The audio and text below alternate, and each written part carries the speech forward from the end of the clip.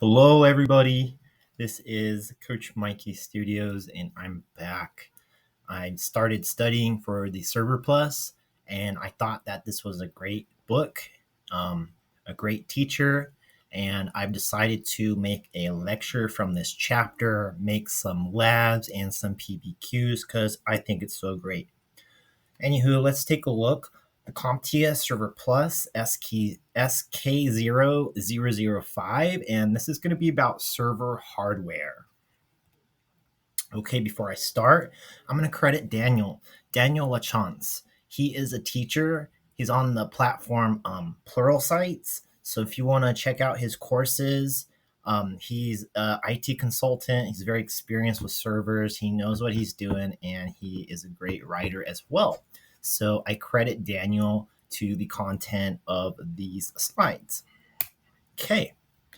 Chapter 2 objectives. Let's take a look at the objectives from these slides. So we're going to learn about form factors. We've got tower servers, rack-mounted servers, and blade servers. We'll learn about BIOS, basic input-output systems, and how those are becoming legacy. And you're going to see UEFI because it's a lot more secure. Okay, what else we have here? Basics of CPU, how they handle data, how they move data around different components. We're going to learn about the bus, different types of memory, different types of bus components. We're going to learn about network interface cards. We're going to learn about storage and different considerations for power and environmental controls. A lot of good stuff here. Okay, so warm up. Before we start, I'm going to always talk to my students. Maybe we'll talk about our background. What do we already know? So you can tell me what you know. Do you know what a desktop is? Do you know what a server is? How do you define it? How do you compare it? How do you contrast it? What are they? Are they the same? Are they different? Those are kind of how I would start. So let's look at these warm-up questions. What do we know about servers? How are they different from desktops? Is a desktop a server? Is a server a desktop? Are they vice versa? Well, why? Why is a server a server? Why is a desktop a desktop? Can anyone explain that? And let's take a look. Let's look at the definitions and what they're used for. Okay, so a server, by definition, provides services to clients. The operating system you'll need is Windows Server or maybe a Linux server operating system. Graphical user interface, sometimes they will have a desktop to it, like a user interface, like a desktop would, but maybe not. Maybe you just have a command line interface, a CLI. Maybe you'll just have like a SSH session, and that's it. Some servers are set up like that. Okay, functionality. A server cannot be a workstation. Nope, impossible. You cannot have an end user use it like that. Might have some hobbyists or enthusiasts doing it at their home or doing funny, crazy stuff, but it's not really designed for that. Okay, desktops. You're going to see desktops being used in business environments, educational environments, and maybe for entertainment at home. Operating systems on desktops. For example, you're going to see Windows 11 Professional, Windows 11 Home, something like that. You may see Linux or Ubuntu, long-term support. Some people use that at home as well. Okay, GUIs. Yeah, you're going to have a graphical interface for the user. They need a window. They need to click on stuff. It's not like a server. Okay, a desktop actually can act like a server. It can. You can set up a file share. You can set up printer shares, and you can share it that way to other desktops like it's a server. Sometimes I see that in different businesses when they're kind of wiggling around. They don't really want to buy a server. Okay, so we looked at the learning objectives already. So what are the form factors? Do you guys know the form factors? How many different form factors are there? So we've got tower, we've got rack mounted, and we've got blade. So what are the differences? Let's take a look. So tower server.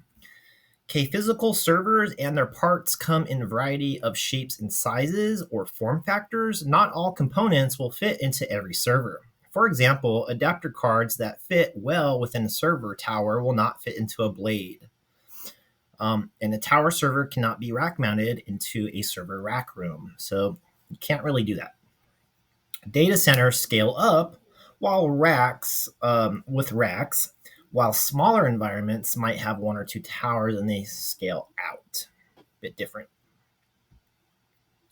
Okay, rack mounted equipment. Rack mounted equipment became popular in the 1990s due to the design of Compaq. Compaq was acquired by HP, Hewlett Packard, in 2002. Um, Around that time, the internet was really taking off. A lot of companies realized they need servers on premises. However, nowadays that's shifted and we're now in the cloud, or maybe we're doing hybrid, but you'll see that more often nowadays. Rack mounting increases the potential server density in a server room or data center. And using this equipment can increase security because most racks have front and back doors that can be locked. You will also have UEIDs, or unit identification LED lights, that will come on when you're working on a server, either from the front or the back. So if you need to access a server rack and you're not sure which server it is, you can turn on the LED light to be sure. Also, that light will be on when someone is working remotely as a security feature. Okay, how do we set up a rack? How do we design a rack? Where do things go on the rack? What's important and what's not? Rack-mounted servers will appeal to those who prefer tidiness and organization.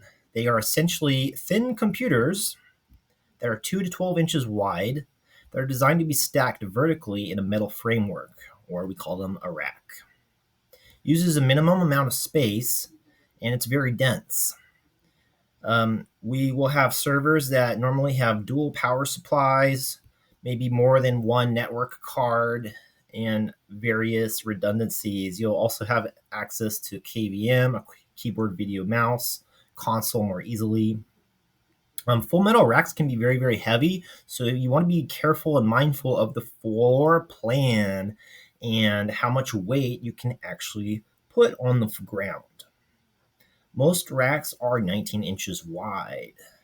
They use metal sliding rails to go in and out. These are called rail kits. They usually come with a rail kit, and you'll have to install it, and it makes it easier to pull them in and out. Okay. Let's take a look at the blade enclosure. So these are a certain kind of server. A blade enclosure is a proprietary chassis that can house several blade servers from the same vendor, and it can measure from 6U to 12U. Blade servers slide into the blade enclosure. This enclosure provides temperature control mechanisms, including fans, power, network connectivity, storage connectivity, server remote management, and more. Within the enclosure, the backplane connects the server input and output. The input and output blades, or we call them cards, can provide faster network connectivity, storage for blade servers, etc., etc. The midplane is the printed circuit board with server blades that connect on one side and the other components on the other. Okay. BIOS, or a basic input output. Just like in a desktop environment, you're going to see these being used in legacy equipment, or maybe even like a RAID controller will have its own BIOS, something like that. Every time you turn on the equipment, you turn on a desktop server, you're going to hear a beep. That will be the BIOS beeping to check everything, make sure the components are turning on, everything's healthy, nothing's out of order. If something is out of order, you'll hear a beep or a post, a power on self-test. Hearing one beep means maybe the hard drive died. Hearing two beeps means maybe the network interface died, or something like that. It might not be exactly like that, but it'll give you different kinds of beeps and codes to let you know what's wrong with the server. Okay. In an upgraded version of this, we called the Unified Extensible Firmware Interface. This is a new version of the BIOS. It's more advanced. It has a graphical user interface. You can use your mouse. You can click on things.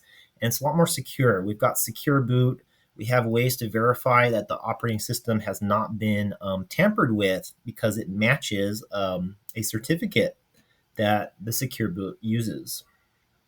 Other things. It can support GPT hard disks. You can support IPv6 during boot. Secure boot we talked about. and you may have new features that come out for UEFI later. And that's going to be the end for the first part of the server hardware lecture. So I'll release part 2 a little bit later. Thanks for watching.